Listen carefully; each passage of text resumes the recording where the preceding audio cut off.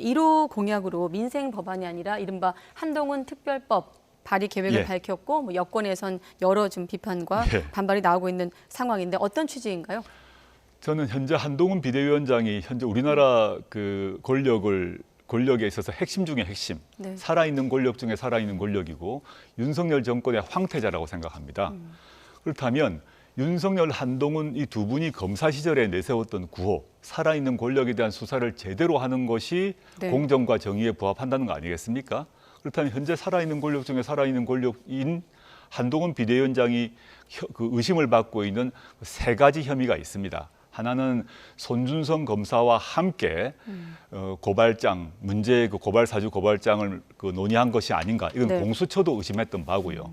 두 번째는 윤석열 검찰총장의 징계가 1심에서 정당하다는 판결이 났는데 갑자기 법무부에서 당시 법무부 장관이었습니다. 한동훈 비대위원장은 법무부에서 승소한 변호인을 바꿔버립니다. 그래서 패소로 이어지게 했는데 이 역시 법적 책임을 물어야 한다고 생각을 하고 세 번째는 한동훈 비대위원장의 따님 같은 경우 언론에서 11개 입시 비리를 다 그 보도를 했습니다.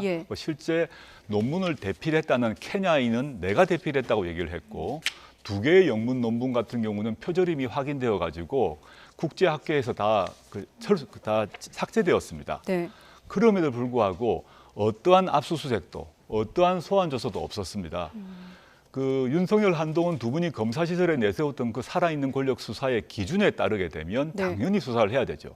그런데 경찰도 검찰도 본격적인 수사를 하지 않고 있기 때문에 어쩔 수 없이 저희로서는 뭐 모범을 보이시라, 본인이 했던 말을 지켜라 라는 차원에서 그렇게 되어야 다른 국민들도 수사의 편파성, 수사의 차별성에 대한 불만을 토로하지 않지 않겠습니까?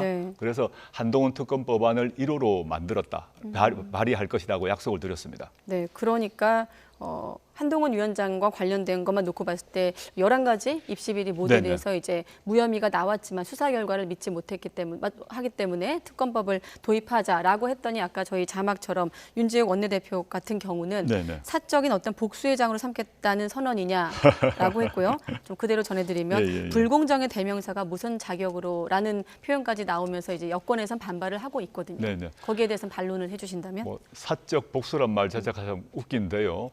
법률을 통해서 국회가 특별검사를 임명을 하는 것인데 무슨 저희가 사적 복수를 하겠습니까? 어불성설이고 이 문제는 조국 개인의 사적 복수 문제가 아니라 윤석열, 한동훈 두 분이 오랫동안 외쳐왔던 공정과 정의를 자기 자신에게 적용시키는 문제입니다. 윤석열 대통령이라 할지라도 한동훈 비대위원장이라 할지라도 자신들이 저지른 범죄와 비리에 대해서는 책임을 져야 됩니다. 그거는 복수가 아니라 응징이죠. 정당한 응징이죠. 정확히 얘기하면 정당한 응징이고 그런 정당한 응징을 받도록 정당한 징벌을 받도록 정치는 움직여야 된다 생각하고 있습니다.